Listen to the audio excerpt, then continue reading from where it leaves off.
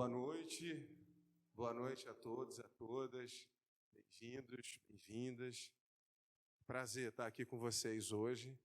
E como está lindo, né, gente, esse nosso palco, já começando aqui, mostrando para vocês essa obra muito linda do Boris. Eu queria que vocês já começassem aplaudindo o Boris. Muito lindo, tirou muita onda. Bom, gente, o Festival Fala é um evento de jornalismo e cultura que propõe o debate sobre o futuro do jornalismo e o seu papel na sociedade brasileira a partir da perspectiva popular, tendo a diversidade cultural e de saberes como uma premissa para abordar todos os temas do nosso cotidiano. É um festival que busca discutir como a potencialidade de linguagens presentes no cotidiano pode melhorar a comunicação e deixá-la mais diversa. Precisamos trazer para essa discussão as diferentes linguagens do nosso cotidiano. E aí eu estou falando de slam, eu estou falando de cordel, eu estou falando de literatura, eu estou falando de teatro, eu estou falando de música, carros de som, entre outras linguagens. Essa é a 4ª edição do Festival Fala, que acontece aqui no Recife, hoje, amanhã, né, sexta-feira, dia 22, no sábado também, dia 23, aqui no Cais do Sertão. E eu queria convidar aqui ao palco a diretoria do Instituto Fala, Elaine Silva, que é sócia-diretora da Alma Preta Jornalismo, Rosenildo Ferreira, que é jornalista, empreendedor social,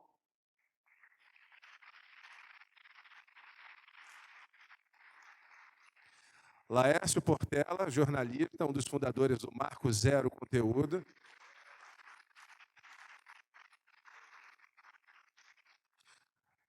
Antônio Junião, cartunista, cofundador da Ponte Jornalismo,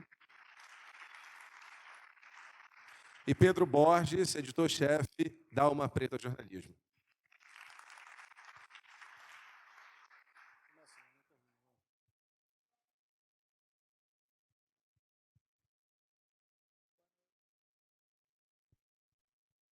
Som. E agora sim. Boa noite para todos, todas, todes.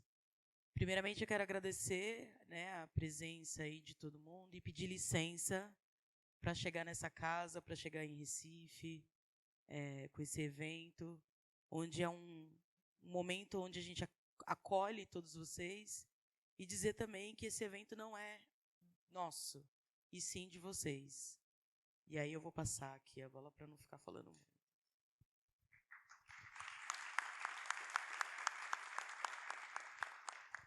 Boa noite, gente. Obrigadíssimo pela presença de cada um, cada uma, todos aqui presentes. A gente está muito feliz em recebê-los.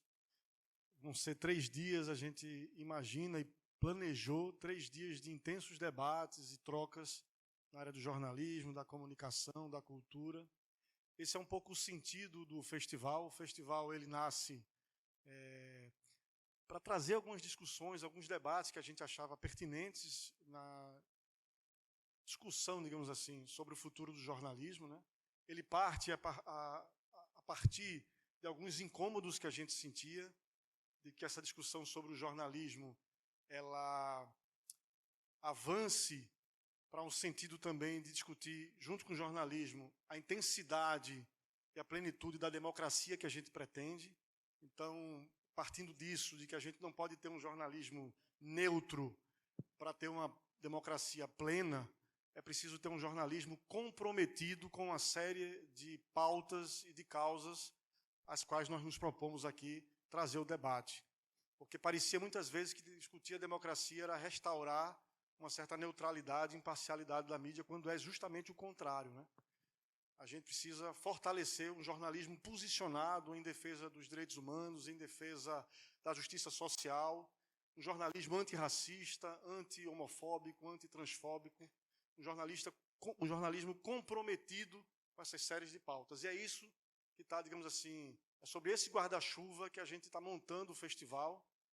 Sobre esse guarda-chuva, e uma outra parte dessa temática é a gente fazer a junção desse jornalismo, que a gente acredita posicionado, a partir da relação dele com a cultura, com a arte, com a comunicação popular, periférica. Então, é tudo isso que a gente vai discutir nesses 3 dias aqui. E para fortalecer o festival nasceu primeiro. A gente constituiu o Instituto Fala de Comunicação, Cultura e Jornalismo de Causa para gerir o festival e, na verdade, possibilitar a realização e a intensificação desse debate em várias outras frentes, né? Vocês vão ver aí, vão ter várias novidades pela frente. O ano que vem vai ser muito frutífero também para o Instituto. Estamos planejando muitas coisas, inclusive coisas que envolvem os coletivos e as pautas aqui de Recife, como também de Salvador.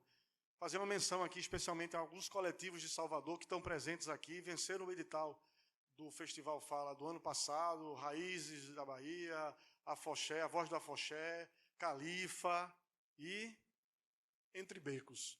Agradecer a presença dos coletivos de Salvador. Tem uma galera também massa aqui de Belém, que foi trazido por um parceiro nosso de muito tempo, Repórteres Sem Fronteiras. Um abraço aí para a Daiane, que eu sei que está em algum lugar aí.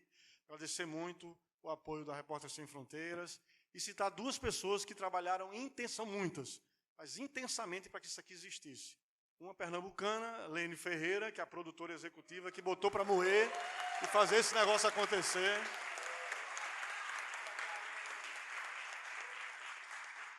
Toda vez que vocês estiverem aplaudindo alguém, tem um pedacinho dessas palmas que vão para a Lene.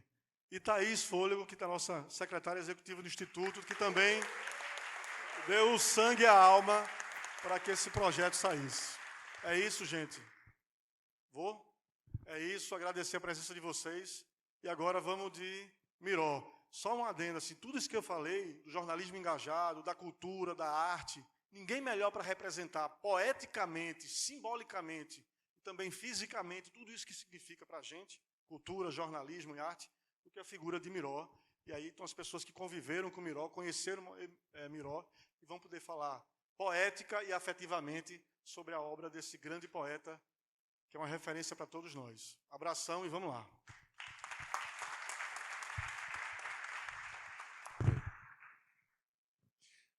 Antes da gente falar um pouco mais sobre Miró, a gente vai ter aqui uma intervenção artística muito importante e eu estou muito honrado para chamar, porque eu sou muito fã dela. Frequentou na década de 90 várias rodas de músicas tradicionais. Ela integrou a banda Comadre Florzinha, com quem gravou 2 discos. Cantou com Antônio Carlos Nóbrega, com quem viajou em turnê nacional, turnê pela Europa. Nana Vasconcelos, projetos de Ariano Suassuna. Hoje está em processo de produção do seu 4º trabalho solo. Possui outros discos gravados. Azul Claro, Copo de Espuma, Todo Calor. Em 2022, fez a primeira turnê no continente africano, visitando a África do Sul e Moçambique. Eu queria que vocês recebessem aqui no palco com muito carinho Isaar.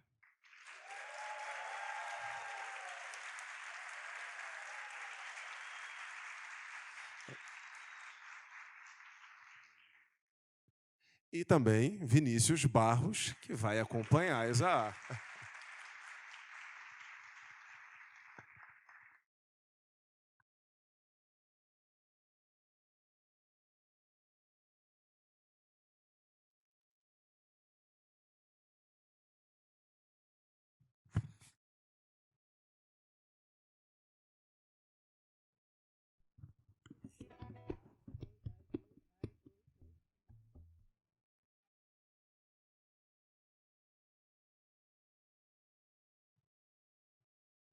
Oi, agora, boa noite. Primeiro, eu queria falar da honra que é estar aqui fazendo essa abertura e de estar nessa homenagem a Miró. E num festival de um jornalismo necessário. E eu trouxe, bom, vocês já soube aí que tem um pessoal de Salvador e tal, mas eu trouxe, eu adoro vocês. É porque falam que não sei o que de Richard, não sei o que lá. Eu adoro Salvador. Mas eu resolvi trazer, em especial para para esse evento algumas músicas que eu nunca gravei e que foram inspiradas em notícias de jornais. Aí eu vou falar um pouquinho antes de cada uma. A primeira música se chama Os Novos Loucos Anos 20. É uma música que, quando eu vi a matéria sobre o incêndio do Museu Nacional, foi uma imagem que me impactou muito. A gente já estava traumatizado com tudo que estava acontecendo politicamente, e ver a história se queimando assim foi bem pesado. E, ao mesmo tempo, eu vi uma historiadora falando no Café Filosófico da semelhança, da tendência de semelhança entre os anos 20 que estava para chegar, que isso foi em 2018, com os anos 20 do século passado. Então, é isso. Junto com isso, também a gente tinha acabado de descobrir a identidade real de Joana, ai, meu Deus, Joana, se alguém souber, então, não sei se você sabe, Joana Bezerra? Não, Joana Bezerra, não, Joana da Silva, eita, desculpa, senhora Joana, mas a compositora oficial do Frevo Vassourinhas, que era uma mulher negra, e que eu estou muito envergonhada de não saber o sobrenome dela. E é isso. Os Novos Loucos, anos 20.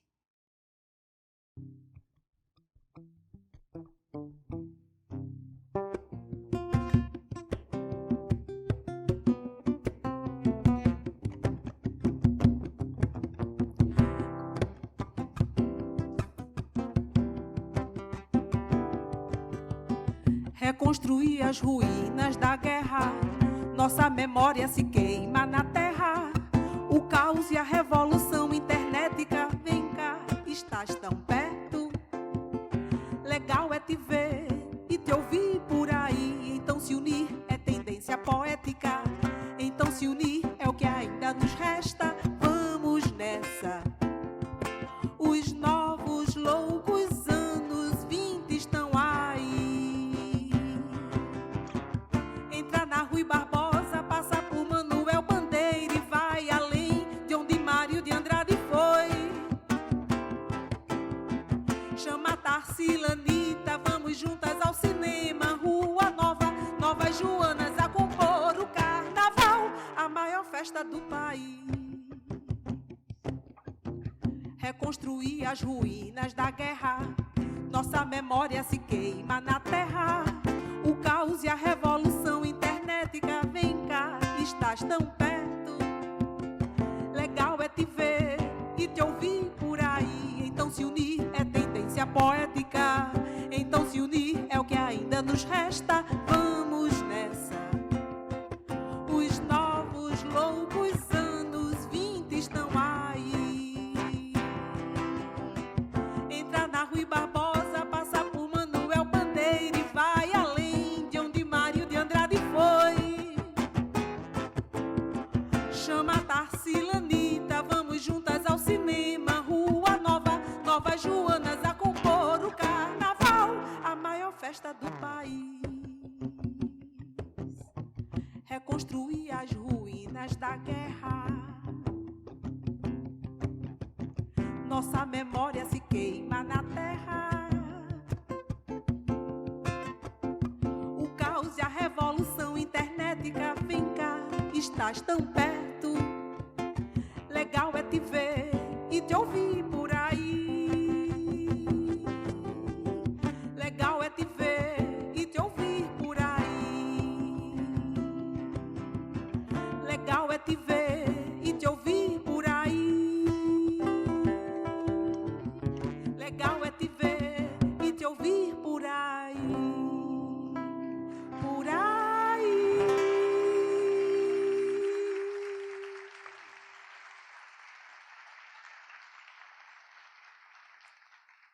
Massa. A segunda música chama-se Tocha Acesa, e foi quando eu vi pela primeira vez o acréscimo de números de crianças com microcefalia aqui no estado. Foi também uma notícia muito dura quando eu soube disso, como assim?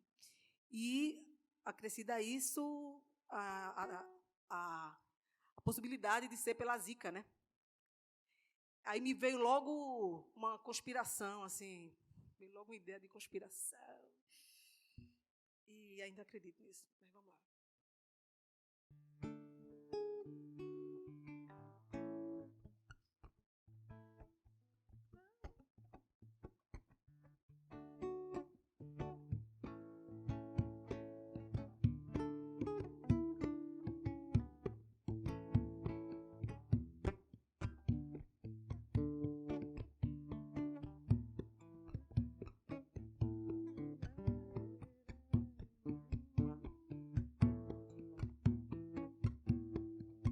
Esqueci o começo.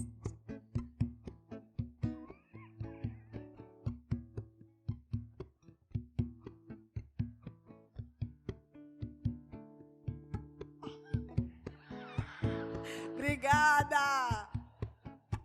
Antes que eu nasça, antes que eu cresça, antes da Zika encostar na minha mãe, meu pensamento é tocha que se acende, meu pensamento é rocha que desprende, simbola solta maciar os corações. Antes que eu nasça, antes que eu cresça, antes da Zika encostar na minha mãe, meu pensamento é tocha que se acende, meu pensamento é rocha que desprende, simbola solta maciar os corações. Já fugi de Herodes uma vez, mundo novo a se despertar. Na cegueira vocês podem me ouvir, na surdez vocês podem me enxergar. Com certeza todos vão sentir tocha acesa. Com certeza todos vão sentir tocha acesa. Por essas terras de reis, da mais alta nobreza, de Dona Santa, Frei Caneca, Luiz Gonzaga e Lampião. Antes que amassem minha cabeça, a tocha acesa já se espalhou pelo chão.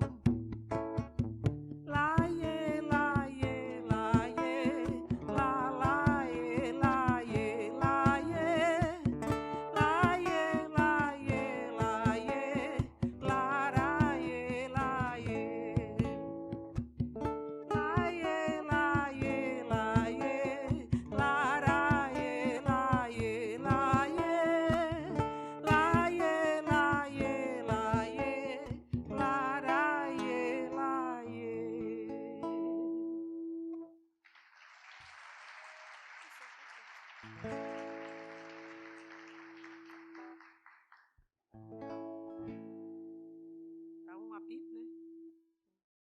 Baixar um pouquinho o violão. De repente, não sei. Foi. E aí tem a outra notícia, uma notícia que a gente ainda está vendo todo dia quase, que são as cheias, né? As águas.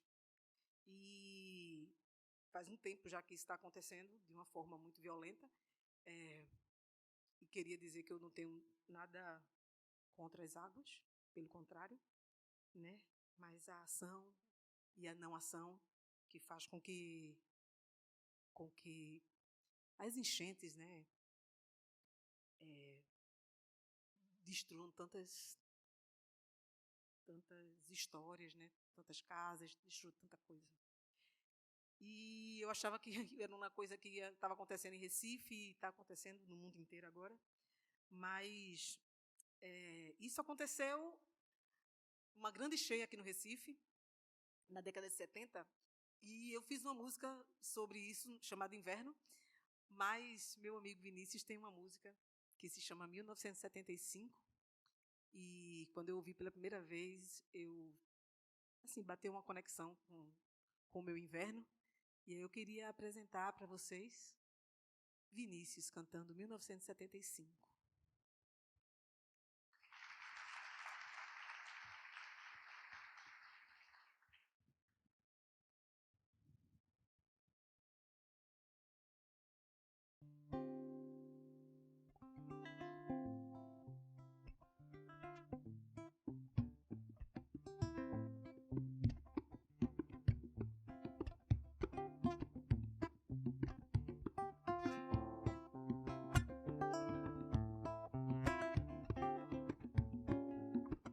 Madrugada passada choveu, submersa a cidade acordou.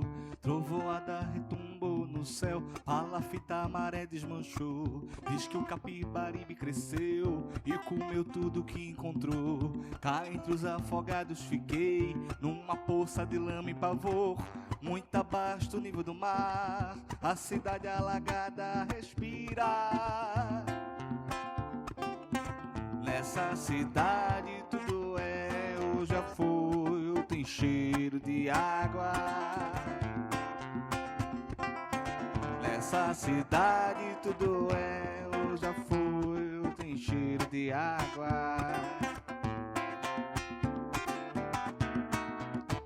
Vão dizer que é castigo de Deus, ou a tapacura que estourou. Mas o choro me escorre infame, e o concreto aterra o mangue.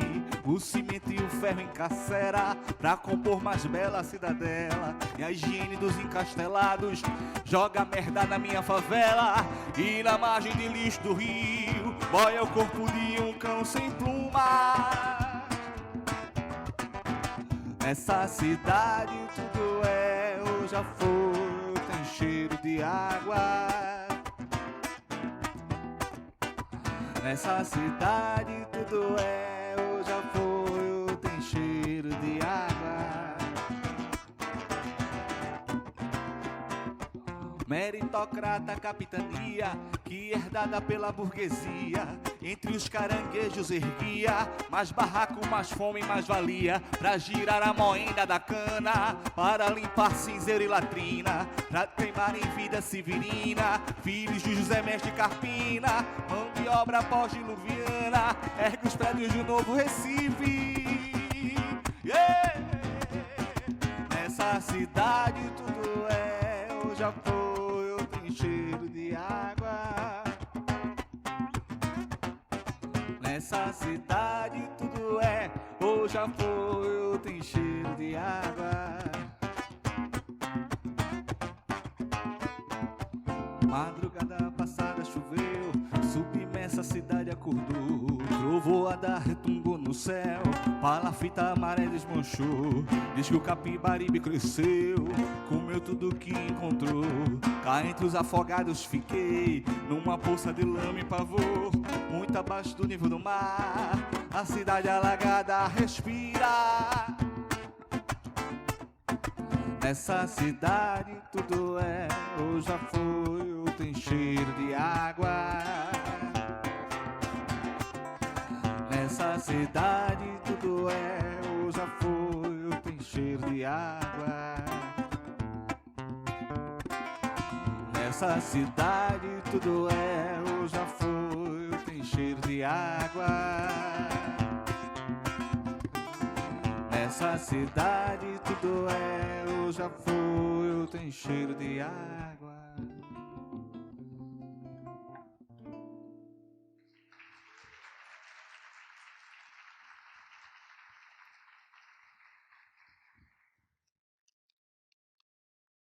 Estado de calamidade pública. Foi tudo por água abaixo. Choveu no primeiro encontro. Miró.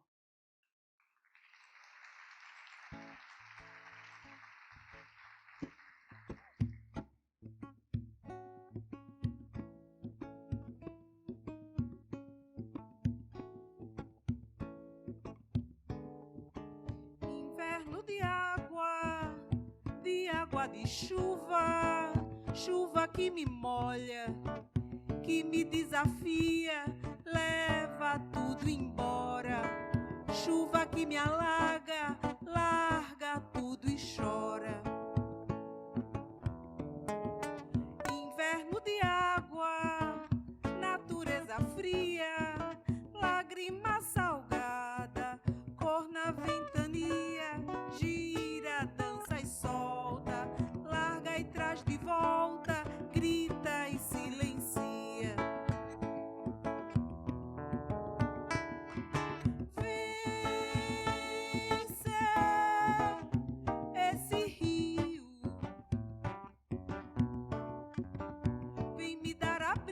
Pois meu coração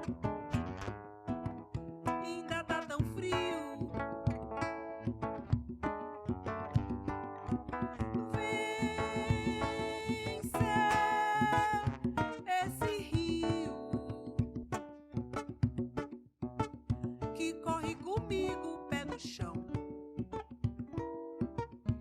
Segue que eu te sigo.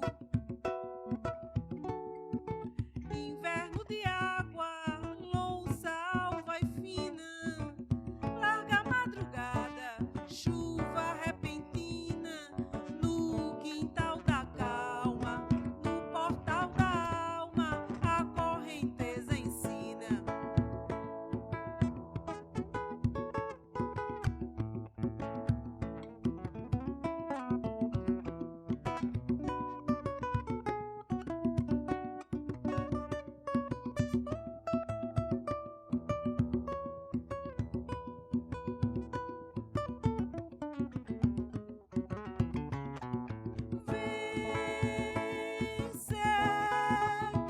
Esse rio vem me dar abrigo, pois meu coração ainda tá tão frio. Vem ser esse rio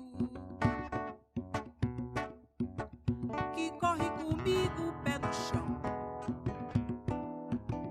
Segue que eu te sigo.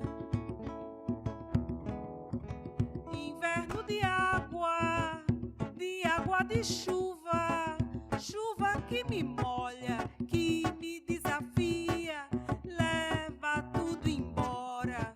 Chuva que me alaga, larga tudo e chora.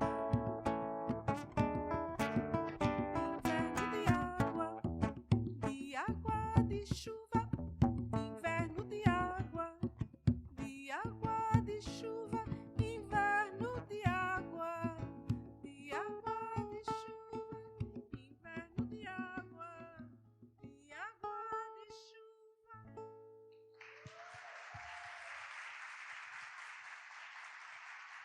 Obrigada. Foi isso. Obrigada, Vinícius Barros. Valeu.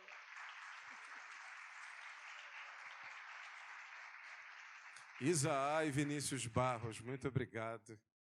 Abrilhantando essa noite. Vou pedir até para a Isa ficar aqui no palco, para a gente já vai começar a falar sobre Miró. Obrigado, Vinícius. Fiquei com vontade também, já que você recitou ali. E um amante de poesias que eu sou. A noite está indo embora. Vestindo o chão, os pássaros cantam com esperança. Que Deus traga na palma da mão o dia de amanhã. A noite também é bela.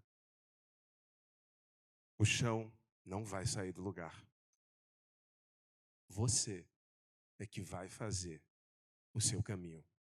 Miró.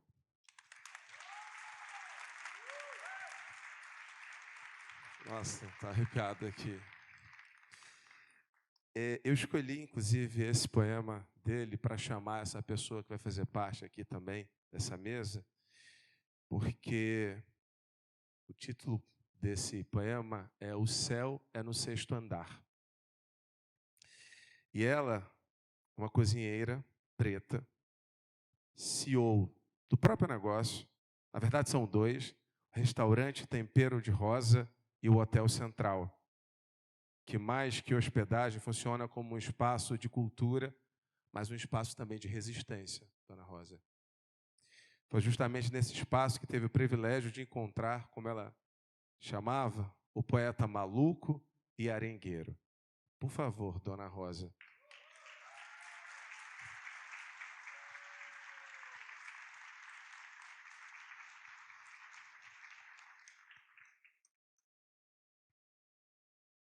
Quero chamar aqui agora outra mulher preta, lésbica, escritora, educadora, atriz e ativista dos direitos humanos, com ênfase em práticas antirracistas.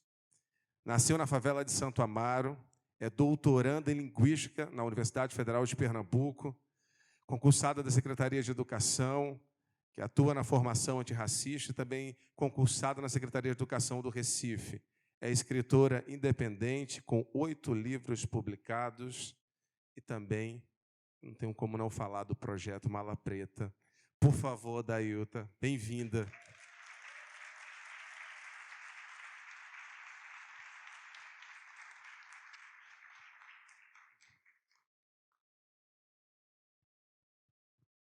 Bom, para completar, né, essa mesa tão potente, quero chamar aqui Leonino, como poeta homenageado, morador do conjunto Dom Helder em Candeias, e amanhã, como ele diz, só Deus sabe. Ilustrador, quadrinista, designer, produtor, pesquisador e apresentador do programa Baile Diamante Negro, na Rádio Frei Caneca, em plena pandemia da Covid. Facilitador de oficinas e narrativas gráficas. Flávio, ou melhor, Flavão, né? Por favor.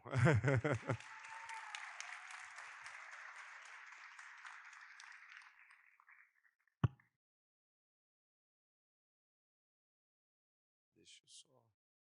Microfones. Tem um aqui. Vou só pegar aqui os microfones.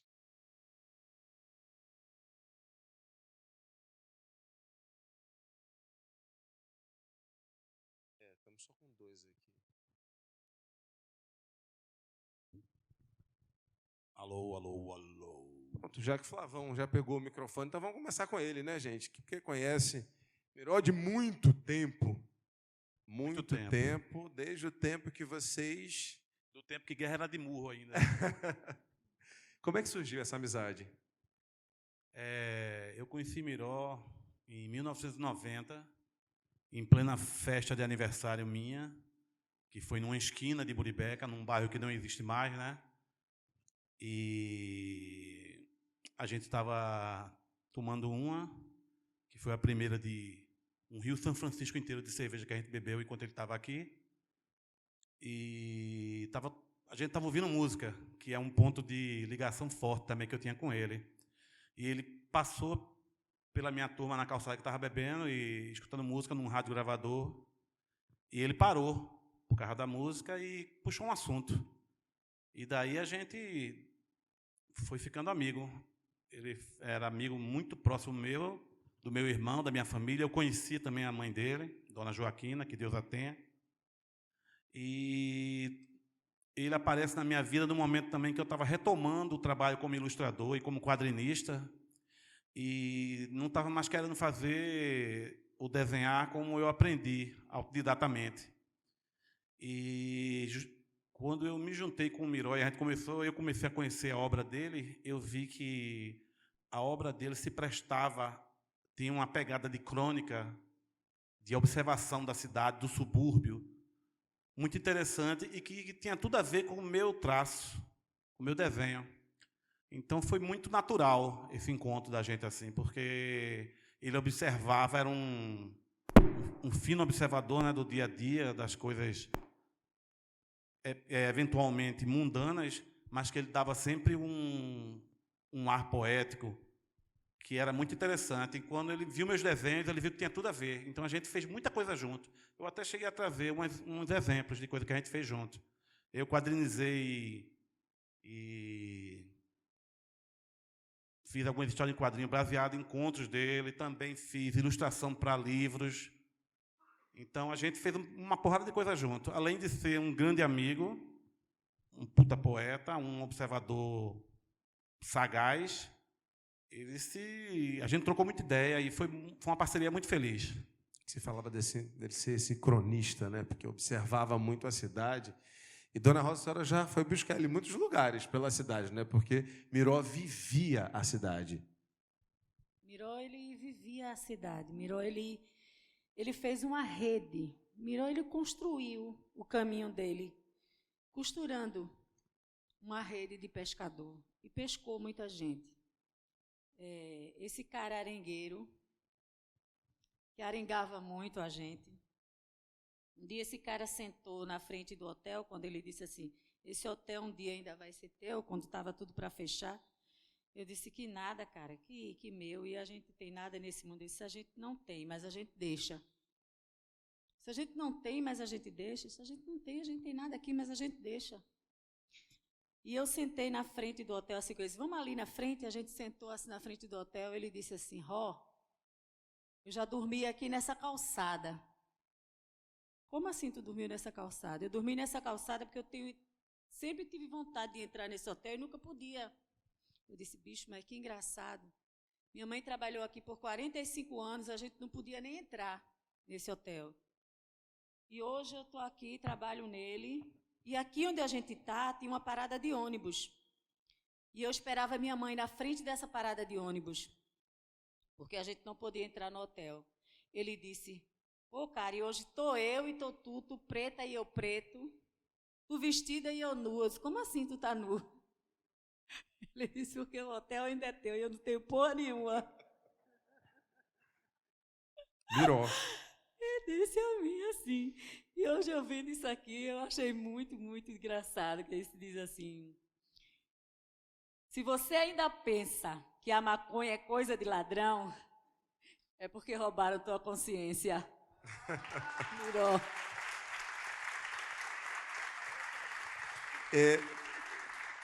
Tem um outro, eu estava até falando, já que a gente está citando alguns trechos, que ele dizia assim, tem gente que só olha o erro dos outros, os seus solta na bacia do banheiro.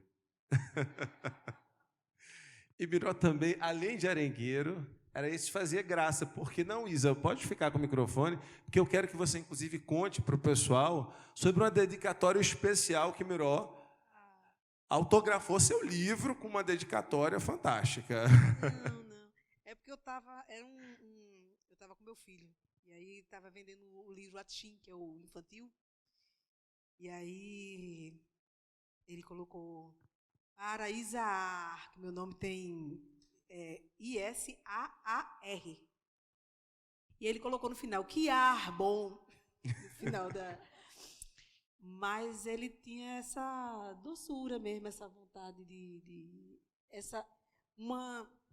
eu não chamo de acidez, não. É um humor político e consciente, sabe?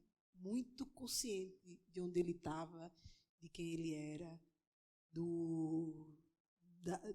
da grandeza dele, sabe? Ele tinha essa consciência da grandeza dele. E eu acho isso mais genial dele, ter essa consciência, que às vezes a gente não tem, né? E principalmente aqui em Recife, assim, se assumir ser artista grandioso em Recife, preto, de comunidade, é você encarar muita coisa, né? Então, é isso que eu guardo para ele. E que bom que eu sou um ar bom, que eu fui um ar bom para ele. Você falando de ser um poeta preto, periférico no Recife, e Odailda tinha falado uma vez, né, que Miró morreu também de racismo. E aí me lembra um dos primeiros poemas dele, que ele falava muito dessa crônica, eu vou até falar aqui, 4 horas, 4 ônibus levando 24 pessoas, tristonhas e solitárias. 4 horas e 1 minuto. Acendi um cigarro e a cidade pegou fogo. 5 horas, 5 soldados espancando 5 pivetes, filhos sem pai e órfãos de pão. 5 horas e 1 minuto, urinei na ponte e inundei a cidade. 6 horas, o Recife reza, e eu voando para ver Maria. Queria até que você comentasse era uma crônica, e uma crônica daquilo que ele via e não se conformava com o que ele via, por isso que ele colocava para fora através das crônicas da poesia.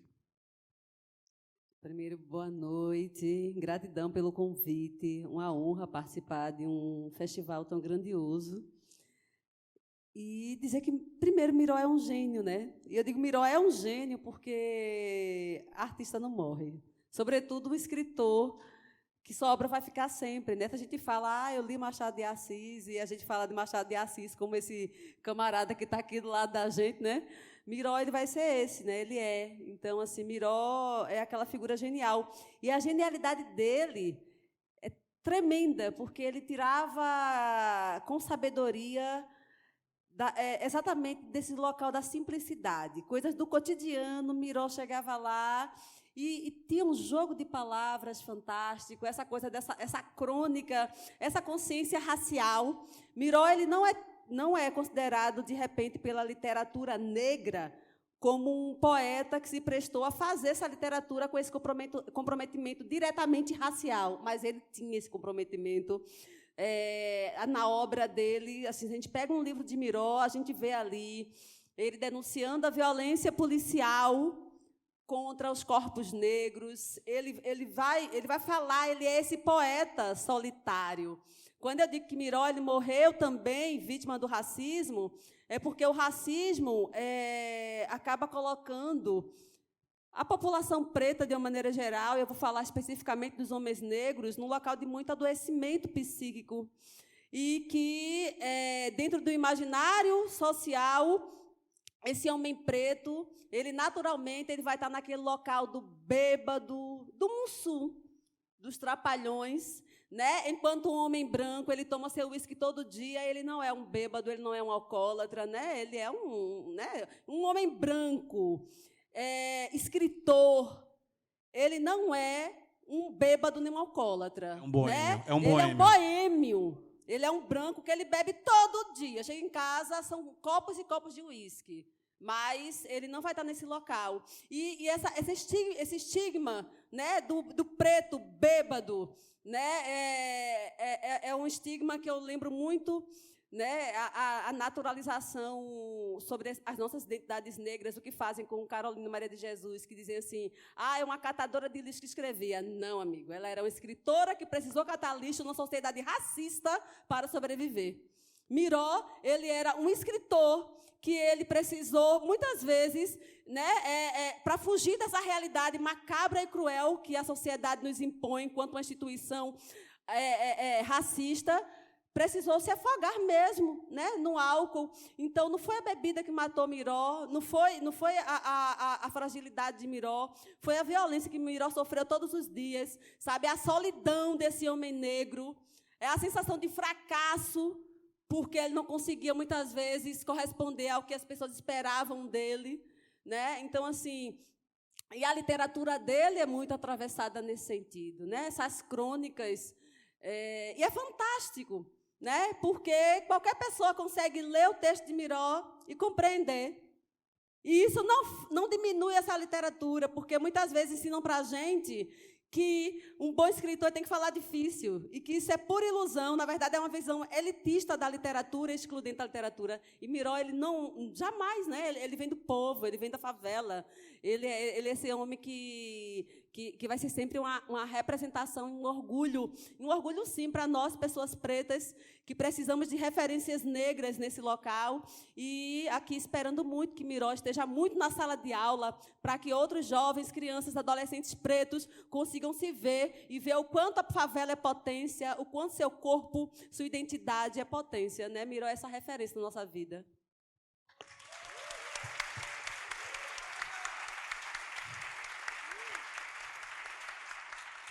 É sobre a democratização da poesia, não é? A partir do seu olhar do cotidiano e as transformações que você espera. E Flavão, uma coisa que você, inclusive, estava falando lá atrás, desse aprendizado e dessa troca com o Miró, exatamente para isso. Eu queria até que você falasse um pouco também para a gente dessa importância dele no trabalho que você faz hoje. Como é que você leva isso hoje? Não só Miró também, né? Mas a minha vivência no bairro que não existe mais hoje, né? No Conjunto Muribeca, foi uma coisa retumbante no meu jeito de desenhar, no meu jeito de ilustrar. Eu entendi, ao encontrar Miró e também a vivenciar Muribeca de um jeito mais intenso, que o meu traço não precisava se adequar a formas de fazer desenho de outro lugar, de outro país, de outras vertentes. Eu podia, assim como Miró, partir do zero, partir do que eu sentia e do que eu vivia e passar isso no meu trabalho. Então, foi muito... Eu aprendi com ele e ele aprendeu um pouco comigo também. Foi uma troca muito interessante. Até porque tem uma coisa legal em Miró também de... Duas coisas que eu queria falar. Primeiro o ato de observar, né? Ele era um observador muito fino, ele tinha uma sagacidade da porra. E muito dessa observação se dava exatamente, né, na mesa do bar. Muito da produção de Miró foi feita em observações enquanto ele esperava a namorada, enquanto ele esperava amigos, enquanto ele estava pensando na vida, pensando no que ele ia fazer. Ele via o bairro ao redor dele acontecendo, todas as coisas que aconteciam, e ali ele ia depurando, ele ia vendo o que é que tinha de interessante, e dali nasciam os poemas. E outra coisa que eu queria destacar também no poema dele, que às vezes a gente deixa passar batido, mas é um outro pilar do trabalho dele. Ele é muito crônico, é verdade. A violência policial está lá, as dificuldades do subúrbio estão lá também, mas tem uma coisa nele que também é um das perninhas da poesia dele, que é o romantismo. Ele era muito romântico. Tem muita poesia dele. O amor está lá como uma coisa... É basilar. O amor é uma coisa que está sempre lá. Mesmo quando ele tem todas as dificuldades da vida acontecendo, ele sempre tem uma nesga de romantismo. Ele mesmo dizia para mim, me disse várias vezes que ele era um romântico incurável. Não tinha como. Ele sempre estava sentindo alguma coisa muito forte por alguém ou por algo. Era um cara intenso. Namoradeiro, dona Rosa? Namoradeiro. Quando Miró sentava ali naquele terraço... Pode falar, vá. Quando ele sentava ali naquele terraço do hotel comigo, eu nunca vi falar tanto de mulher. Exatamente, eu falei exatamente Falava. namoradeiro, isso porque tem um escritor que ele fala isso, assim, não sou namorador, sou namoradeiro. Porque que ele dizia que ia de puleiro em puleiro atrás. Eu gosto sempre de lembrar disso, por isso que eu queria que a senhora falasse disso. E ele era de verdade. Ele começou a me falar de uma galega. Tá vendo? Olha aí, E ele ia gente. lá no hotel, essa galega chegou aí com ele no hotel. Eu não vou revelar o nome dela, mas ela existe. Mas a gente gosta da fofoca, dona Rosa. Conheci ela. Ela é atriz. Eita. Ela é atriz. Ela já fez uma peça lá no hotel. E quando ela revelou... Conte só no meu vídeo, eu não conto pra ninguém, não. Eita! Foi contar logo pro jornalista. Dizem que jornalista é fofoqueiro com diploma, né? Então, o que é que eu posso fazer, né? Não, brincadeira, dona Rosa. E eu consegui falar com essa mulher, consegui achar essa namorada. Agora, pasme, eu achei 6 namoradas de Miró.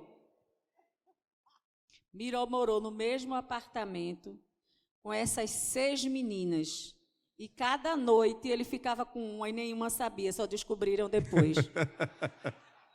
Tá vendo aí? Consegui levar todo mundo para o velório de Miró. E o velório de Miró foi triste, foi. Mas o velório de Miró foi uma festa. Ele morreu onde ele queria, na casa que ele mais queria, que ele dizia que era a casa dele, e rodeado de mulher. E as mulheres que ele transou um dia. E as mulheres que o amaram um dia. Namoradeiro. Então, era um namoradeiro. Miró era um namoradeiro, de verdade. E aquele cara ali, a gente não vai esquecer nunca. É como ele disse, a gente não tem nada no mundo, mas a gente deixa no mundo. Né? E ele me deixou ali. Miró, eu digo assim, meu Deus, o que foi que eu fiz para Miró me deixar tudo isso? Porque... Com esse cuidado, eu cuidei de pai alcoólatra e de irmão alcoólatra, como ela disse. E o alcoolismo, ele não mata por causa da bebida, não. Ele mata por causa do racismo mesmo. Né? A solidão, né? A solidão. A solidão. Então, eu cuidei muito de Miró, porque eu via meu pai, eu via meu irmão ali em Miró. E o danado me deu muito trabalho na pandemia. Todo mundo usando máscara e Miró não usava. E Miró ia para os coelhos, já vinha aí buscar Miró nas costas. Cadê a máscara, Miró? E ele uma vez ficou com tanta raiva de mim que ele disse assim, ele escreveu, esse poema está lá, que ele escreveu com raiva de mim. Disse, máscara não salva vidas. Ele disse isso a mim. E realmente a gente viu que não salvou, melhorou, mas também não salvou, né? Porque foi muita ingratidão aquilo ali, foi muita maldade. E Miró passou esse tempo todo conosco ali, foi não pegou Covid ali com a gente no hotel, pegou no hospital.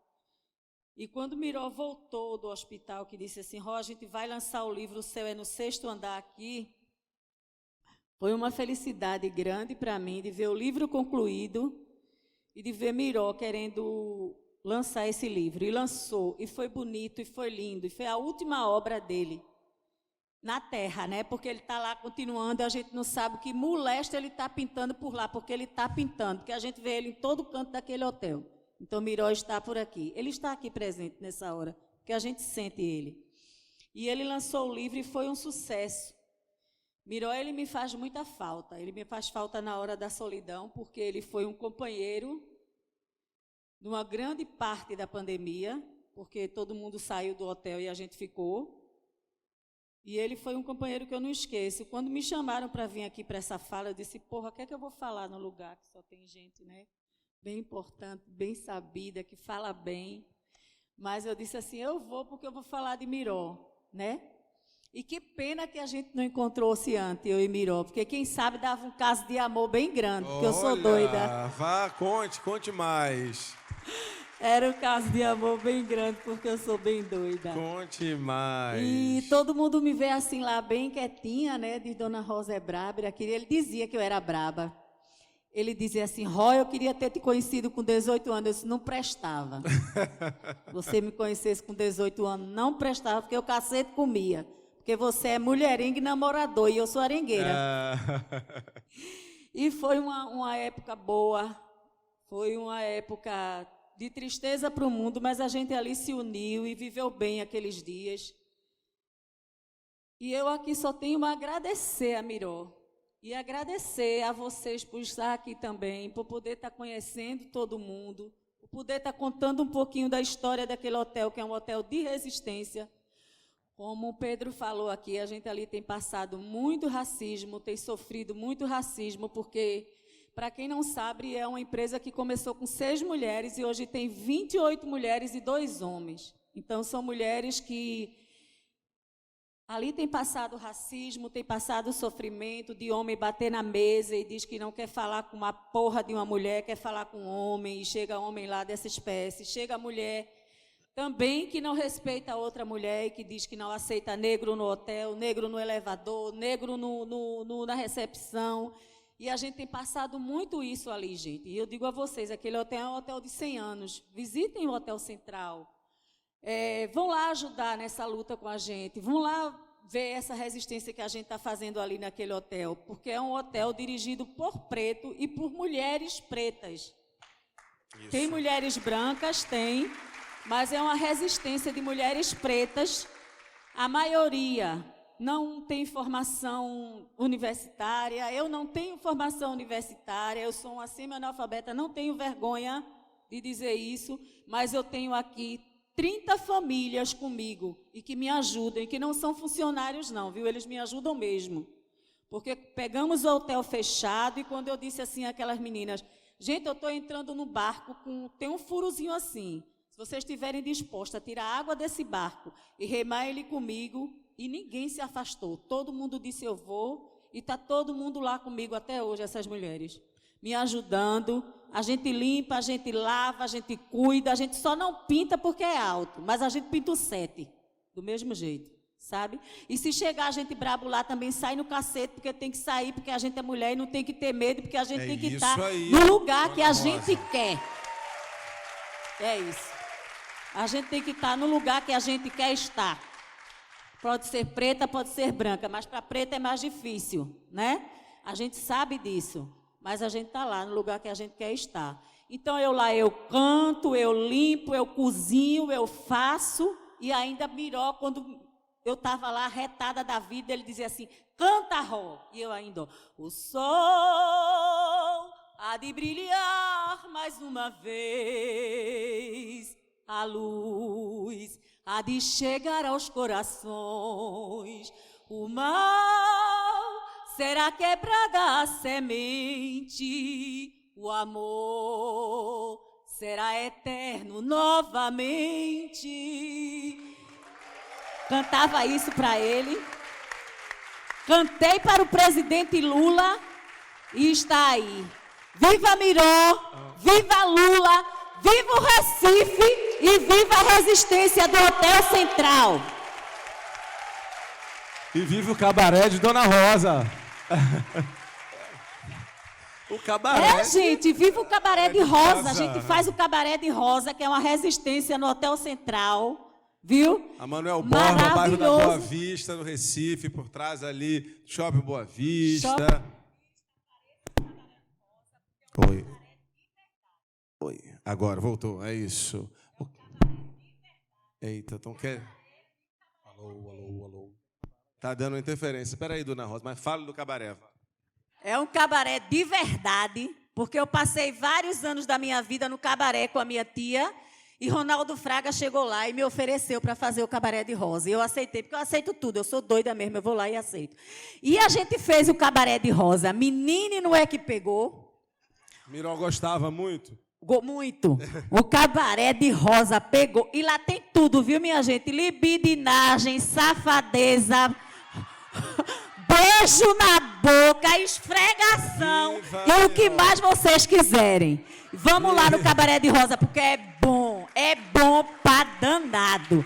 Tá todo mundo convidado, viu? O cabaré de Rosa. Joia. Obrigada, gente. Obrigada de verdade.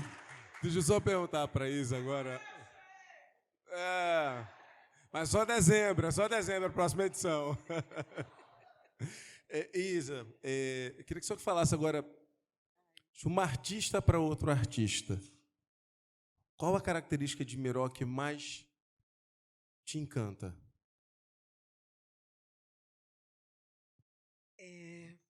Eu falei, né, dessa consciência de ser e não ter medo dessa consciência de ser e enfrentar essa consciência e enfrentar a sociedade ciente dessa consciência, né? Então, assim, porque é muito limitante mesmo. A gente enfrenta muita coisa. A gente é artista porque não é porque a gente quer ficar famoso, não é porque a gente nasceu com problemas mesmo. Entendeu? Né? A gente não quer ser famoso, a gente não quer ter dinheiro, a gente é problemático. Então, a gente enfrentar a sociedade problemática, e só ser artista, né? Aí você ainda é negro, mora em periferia, e se for mulher, que lascou. Aí, assim, você enfrenta isso na consciência da sua grandeza e enfrentar, todos os dias, o tempo todo, assim... Eu acho que ele é muito... me dava alegria, assim, me dava assim... Pô, que massa. Assim, encontrar Miró na rua. Sabe? Você estava andando na Conda Boa Vista, era, assim, é um evento ele passar na rua. Você, eita, pô, Miró. Andando na rua. E ele não passava despercebido. Ele passava e as pessoas sabiam que era ele que estava passando. Então, ele era muito grandioso. A primeira vez que eu vi, eu estava entrando na universidade, 20 e poucos anos, entrando no Centro de Artes e Comunicação, porque eu fiz rádio e TV. E aí tá. Terminei não, que é a problemática.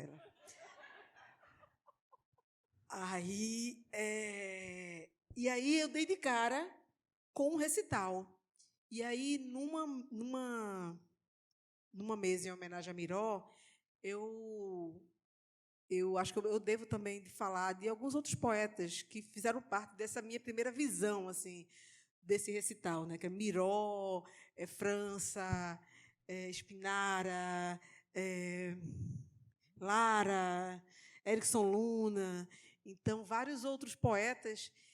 E eles recitavam de uma forma que eu nunca tinha visto aquilo. Eu nunca tinha visto um recital com as pessoas recitando, porque não era só a poesia, era a forma libertária de recitar a poesia, sabe? Isso me fez ter uma coragem de olhar aquilo tão bonito, assim, que quando eu vi, eu já estava no meio da roda cantando uma música. Eu não sabia, até hoje eu não sei decorar a poesia. Mas eu cantei uma música na hora, assim. Mas eu me expressei com com muita liberdade. E eu lembro dessa sensação. Você ter 20 e poucos anos, a maioria aqui já fez 20 e poucos anos, né? E a gente sabe o que é isso, você entrar numa universidade ou não, ou você está com 20 anos e está cheio de uma arte libertadora na sua frente. E, para mim, foi um divisor de águas. Ver aquele recital, onde você vê Miró, Lara, e Erickson Lô na França, todo esse pessoal, Valmir Jordão, todo esse pessoal recitando, e aí foi meio que instintivo, eu entrei lá e cantei. E eu acho que, a partir daí, primeiro que dentro da universidade todo mundo já achava que eu era artista, que eu já virei artista. Isso foi muito importante ver, sabe? E eles iam para a universidade recitar. Isso era... Eu acho que eu sinto muita falta de ver essa roda de recitais, de poetas se juntarem e se expressarem com a liberdade e até com uma libertinagem, né, que eles se expressavam. Aí foi marcante. Acho que todos esses poetas foram muito significativos para o meu início da minha carreira. E tem em Miró essa luz, assim, sabe? E o fato de ser negro também, né? De vir na periferia também. Então, muito luz, assim, no meu caminho. Ele iluminou, assim, um caminho. Uma poesia que aproxima, uma poesia que agrega, uma poesia que empodera, uma poesia que liberta, né? Odailton, você que tem um projeto que é o Mala Preta, né, que leva uma educação antirracista para as escolas, qual é a importância dessa poesia para uma formação, um letramento racial, mas para uma consciência para crianças, para adolescentes, do lugar que ocupam na sociedade? É uma quebra com o projeto de sociedade que a gente tem, né? Porque a sociedade faz questão de projetar corpos negros em situação de marginalidade, de miséria. Vez ou outra a gente consegue quebrar, furar a bolha e acessar. Mas a escola em si, ela é muito cúmplice de um projeto de sociedade para o nosso fracasso. O currículo escolar ainda é um currículo muito branco, né? Os livros de literatura que chegam nas escolas públicas são livros, em sua maioria, de homens brancos, que os nossos estudantes abrem, leem, assim, porque às vezes são obrigados, mas não existe um processo de identificação. Eu não estou dizendo que eles não devam ler, não. A gente tem que ler pessoas brancas até para poder falar mal, sabendo o que vai falar. Mas a gente também precisa ter os nossos referenciais dentro das instituições. Enquanto educadora, pensar na obra de Miró, da Muribeca, dentro desses espaços, pensar na obra dos autores e autoras do Projeto Mala Preta, que é um projeto de resistência que a gente construiu, porque a dificuldade de se publicar é enorme. E, quando se publica, a dificuldade de vender é gigantesca, porque a gente não tem a visibilidade. As pessoas olham para escritoras negras quando é uma Conceição Evaristo, uma Djamila Ribeiro, né? Mas para escritoras negras que ainda não conseguiram furar essa bolha, porque Conceição só conseguiu depois de 70 anos, e a gente tem que se questionar por que uma mulher genial como ela só conseguiu nesse momento, isso também é uma mazela do racismo. Miró é essa figura, né? Essa figura necessária para poder dizer para os nossos pequenos, os nossos adolescentes, as nossas adolescentes, olha, tá ali, sabe? A gente tá ali, a gente faz, você pode, tá? E não necessariamente eles serão escritores e escritoras, mas isso pode inspirar para outros movimentos, né? Para o movimento da autoestima, que é uma autoestima que muitas vezes só se vê no livro de história enquanto escravizado, escravizada, né? Então, assim, Machado de Assis, durante muito tempo, era uma referência branca de literatura, né? E a gente precisa realmente quebrar com o silenciamento, né? Eu tenho um poema que fala exatamente sobre isso, quebrar com os silenciamentos, né? O silêncio indigesto. Então, a gente tem a obra de Miró é usada para... Eu vou recitar. É usada para isso, para quebrar com esse silêncio, né? Silêncio. Eu preciso que vocês degustem desse silêncio indigesto. E com o machado da poesia, no ato de rebeldia, eu quebrarei esse silêncio que detesto. Silêncio que invisibilizou minhas ancestrais, silêncio que me exclui dos espaços de poder, silêncio que você naturaliza, finge que não vê, silêncio que me deixa para trás.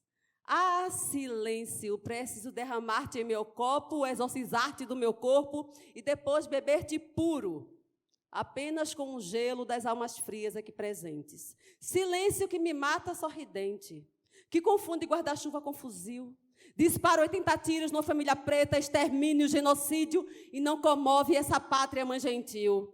Silêncio institucional que historicamente me amordaça, silêncio que me torna caça e sequer disfarça o ódio pelos meus versos. Precisamos queimar o silêncio em praça pública e nesse fogo bem alto jogar os racistas. Aproveita jogos machistas, fascistas, LGBTfóbicos, oportunistas. Queimar o silêncio é perguntar o que fora feito das crianças paridas de ventres livres, de mães escravizadas. Queimar o silêncio é questionar a quem a lei do sexagenário serviu, jogando às ruas nossas pretas idosas, doentes, debilitadas. Queimar o silêncio é denunciar o genocídio da juventude negra. Queimar o silêncio é ocupar as universidades, o legislativo, o judiciário, o executivo, não como exceção, mas como regra.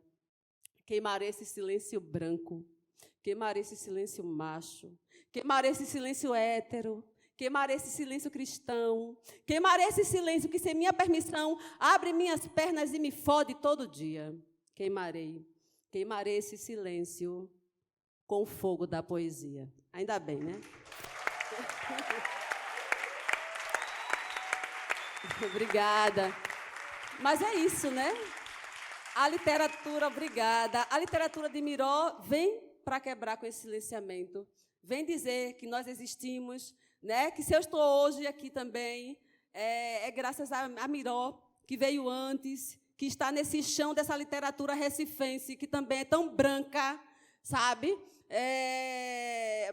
E Miró é uma exceção, enquanto escritor preto daqui do nosso estado, a ser publicado pela CEP, por exemplo. Né? Porque, se você for ver, uma editora pública, né? Uma editora referência no estado, mas a maior parte do catálogo, para uma sociedade que mais de 50% se autodeclara preta, e que nós estamos escrevendo, porque o Projeto Mala Preta diz isso, nós temos que nos questionar por que nós não conseguimos ainda uma publicação. E também temos que questionar por que Miró era publicado e é um best-seller de uma editora e precisou de tanta campanha para financiar tratamento e até enterro.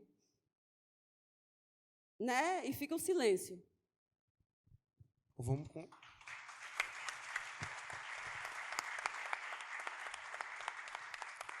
continuar, como você falou, no fogo da poesia, porque tem poesia de Miró. O Flavão já separou uma ali que ele gosta muito. Eu separei aqui uma espécie, um pequeno haikai, porque Miró tinha uma força muito grande de conseguir sintetizar uma imagem poética em poucas palavras, que é uma coisa muito difícil de fazer, né? Embora que eu sei que ler Miró é uma coisa e ver Miró é outra, porque a poesia dele ela era amplificada pelo corpo dele, né? Eu já frequentei dezenas e dezenas de recitais, inclusive acompanhando ele nesses anos e décadas de amizade, e eu não via ninguém nem parecido com o que ele fazia. A força dele no palco era um negócio que cala as pessoas. Ele tomava conta, ele era uma força da natureza. Esse palco aqui podia ficar pequeno para ele, se ele aqui tivesse. Mas eu quero falar um pequeno haikai dele, um pequeno poema pequenininho, para mostrar como ele era bom em pegar uma coisa aparentemente banal e transformar num momento poético. O nome do pequeno poema Ecológico. Aquela saudade banal de nunca mais achar um jambo numa calçada molhada de chuva. Miró.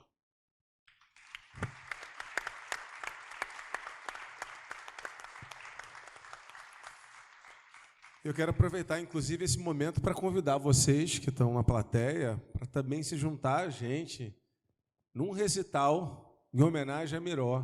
Vou fazer aqui uma... A Dailton, inclusive, trouxe aqui já alguns textos. A Dailton trouxe alguns textos separados aqui já, que a gente pode distribuir aqui. Quem gostaria de se juntar aqui com a gente? Vamos lá? Aceite poeta como seu salvador. Tem um aqui, quem mais aqui? Aceite seu...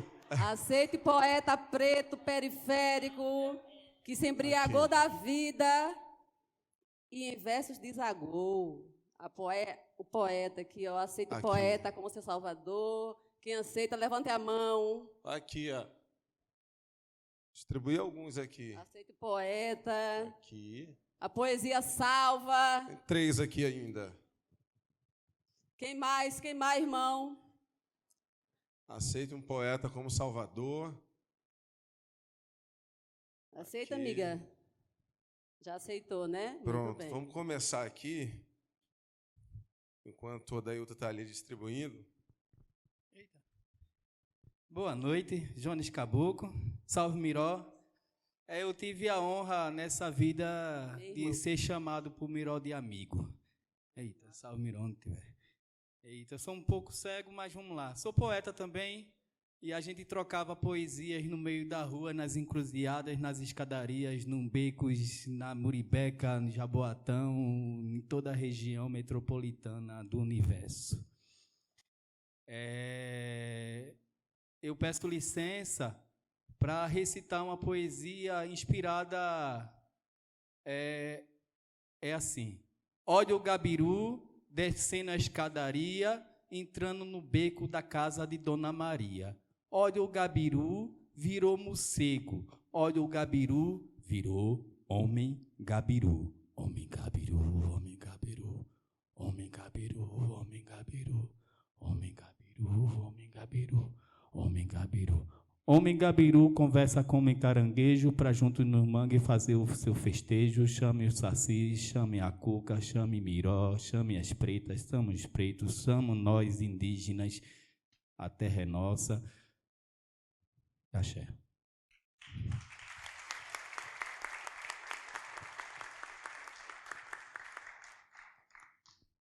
Aceito o poeta como seu salvador. Oremos.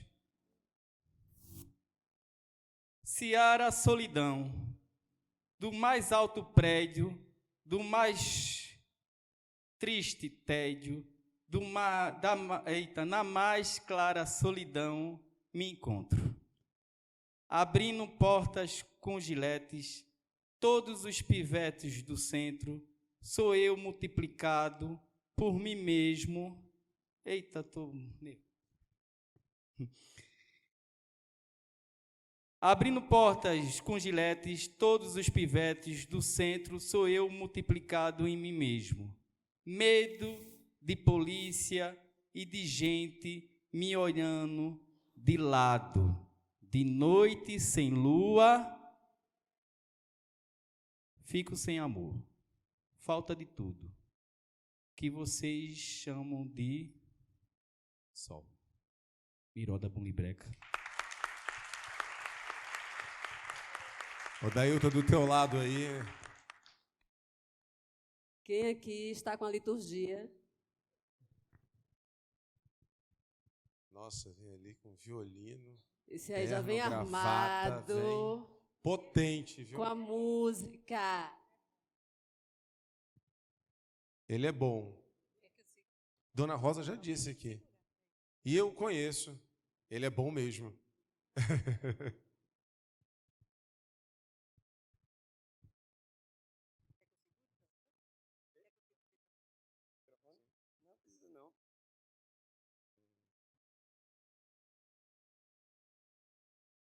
Eu não sei nem que poesia dizer, mas bora lá. Eu acho que Miró na minha vida assim teve muita essa influência de tudo que a gente falou assim, do lugar da voz, né, do lugar de dizer assim que eu posso.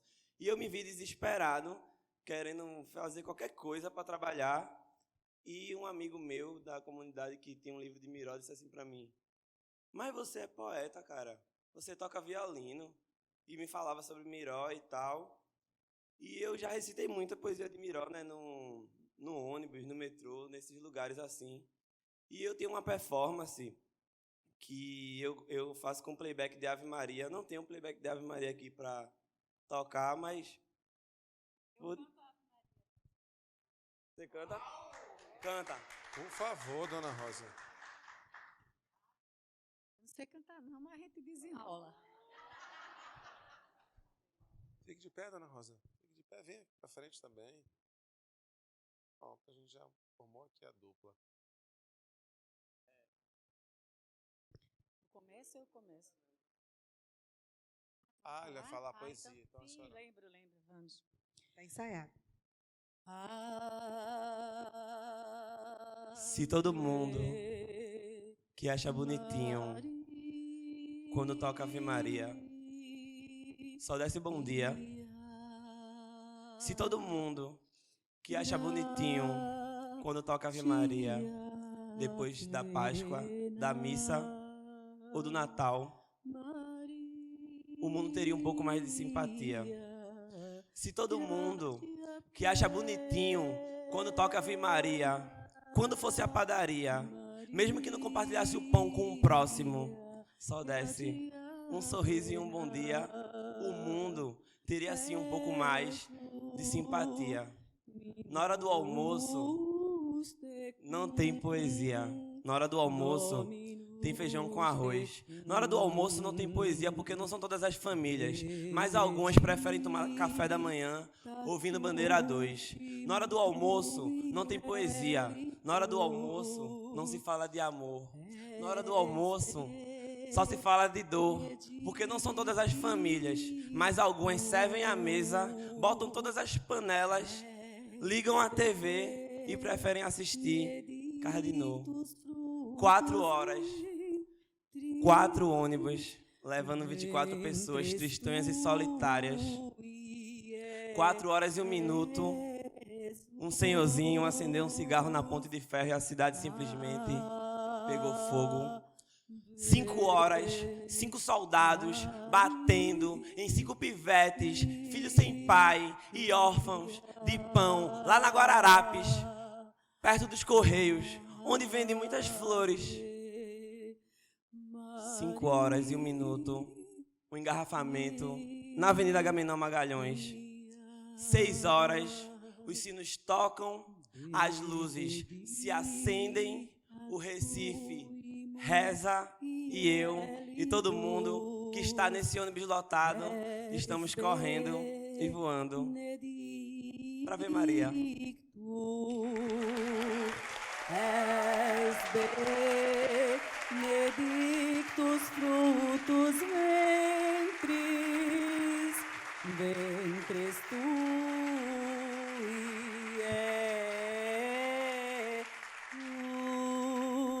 ejus, Ave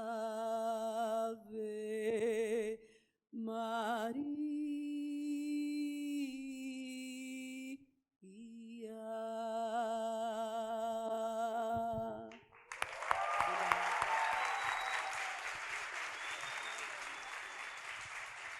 Bom,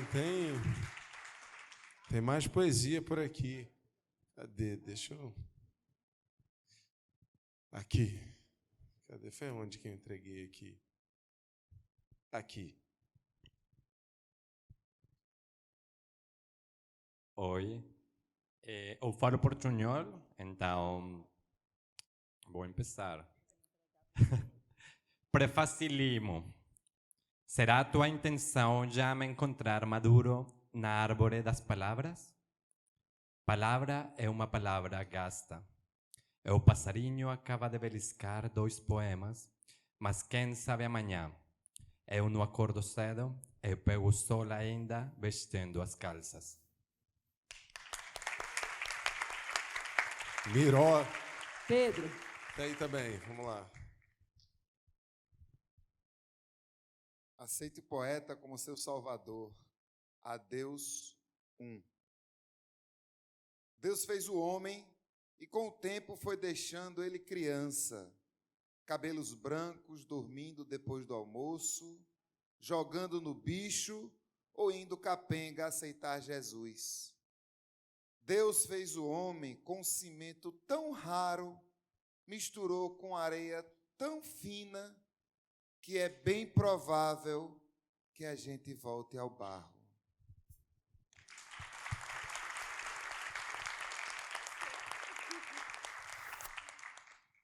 Essa é para Flavão e todo mundo de Muribeca. Uma vez Miró passou por um grupo de policiais montados da cavalaria e ele escreveu um haikai. Ele escreveu: por que é que cavalos tão grandes apanham de homens tão pequenos?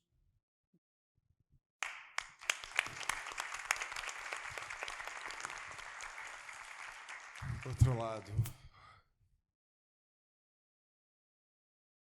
Aceite o poeta como seu salvador. Não sei por que cargas d'água, dias de chuva me agradam. Os fins de tarde são mais simpáticos. As manhãs de sol servem para provar que ainda existo. Miró, da Muribeca. Tem um aqui desse lado também. Aceite o poeta como seu salvador. Adeus 2. Deus, tu que agora carregas um homem, puxando pelas rédeas seu cavalo e uns sacos de cimento de cada lado num sol insuportável. Deus, chove agora no meu coração, para que eu não pense em comprar um guarda-chuva de balas e fazer justiça com as próprias mãos. Miró da Muribeca. Cadê aí? Boa noite, me chamo Maria Odara, também sou poetisa. Miró da Muribeca foi uma grande inspiração para mim também. E hoje eu vou ler esse aqui. Assim que eu peguei esse papel, eu senti que era para mim, assim, sabe? E o nome da poesia é Pra Mim. Quando se esquece de si, se torna a vida troncha. Pensa muito em outro que não te pensa. É abismo. Miró da Muribeca.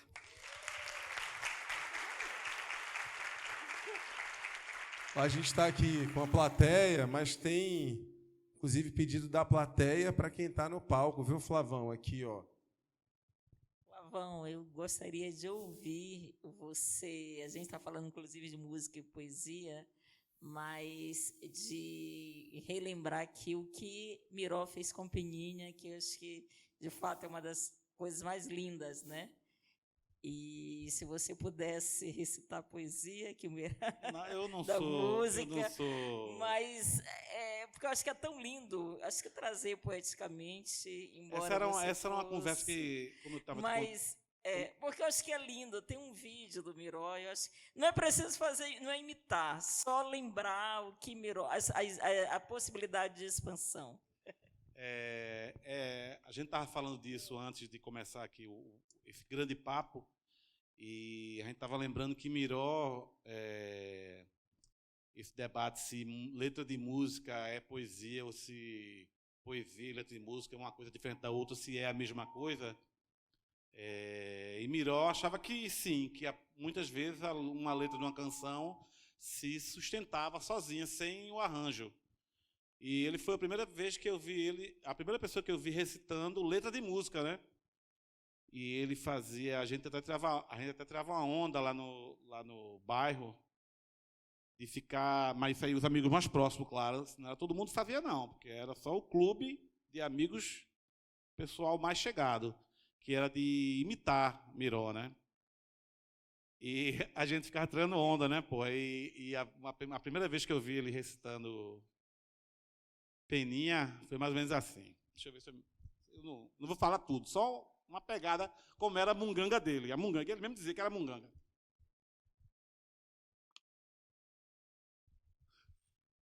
Tudo era apenas uma brincadeira e foi crescendo crescendo, me desenvolvendo. Era uma munganga mais ou menos assim.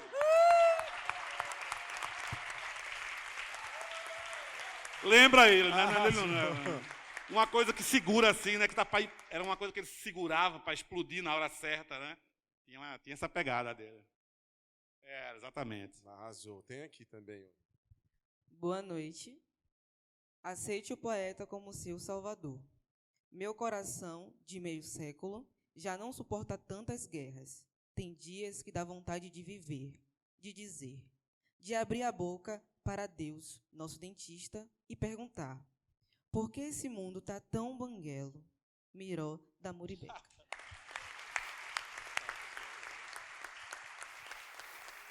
Tem outra ali em cima.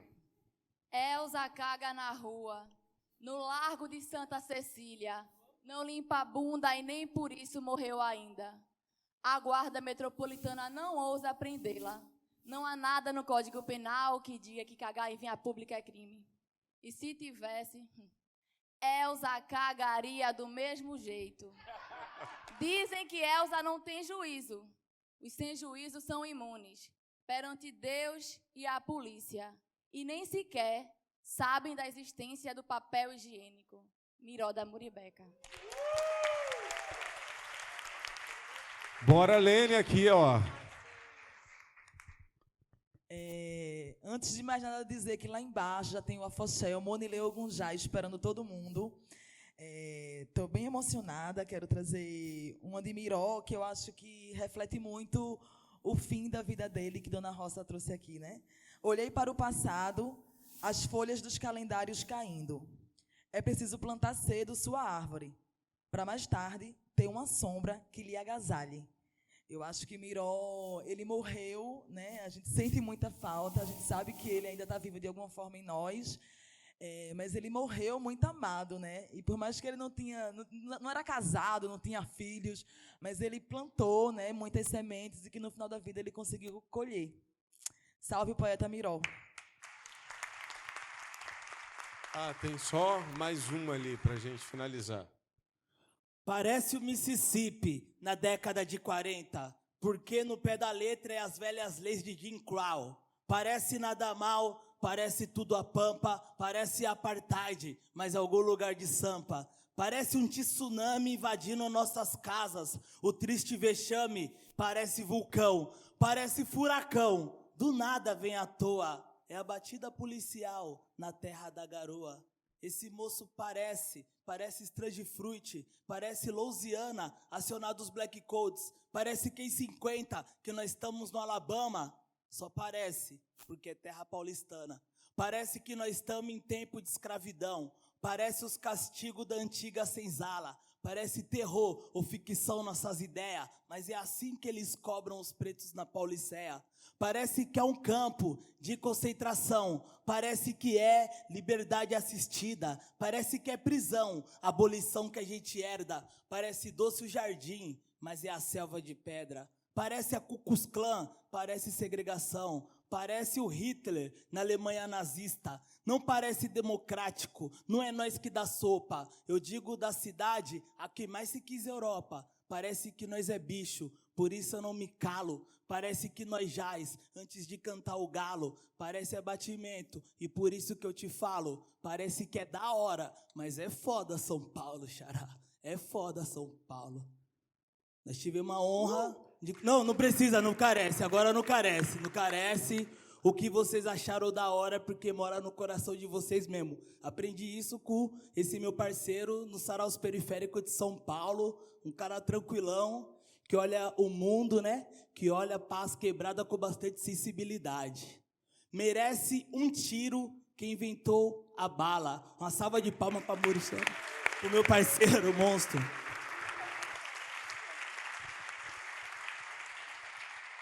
Vou esperar aqui o Dailton voltar aqui ao palco. Isa, Dona Rosa, Flavão.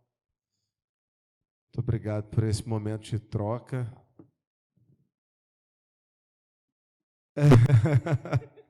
Matando a saudade do tempo de reportagem, de entrevistar. Obrigado por esse momento. Foi um prazer. Gente, obrigado a todos vocês que estiveram aqui com a gente. Lembrar que a programação do Festival Fala continua amanhã, também no sábado, mas agora não terminou, não. Terminou esse momento aqui no palco, nessa homenagem a Miró. Queria que vocês só aplaudissem para a gente terminar esse momento aqui com muitos aplausos. E para encerrar essa noite tão bonita, tão potente, lá embaixo vai ter agora uma apresentação do Afoxé, o Munileu Gujá, do Ibura, Zona Sul do Recife. Boa noite a todos, obrigado. Miró presente.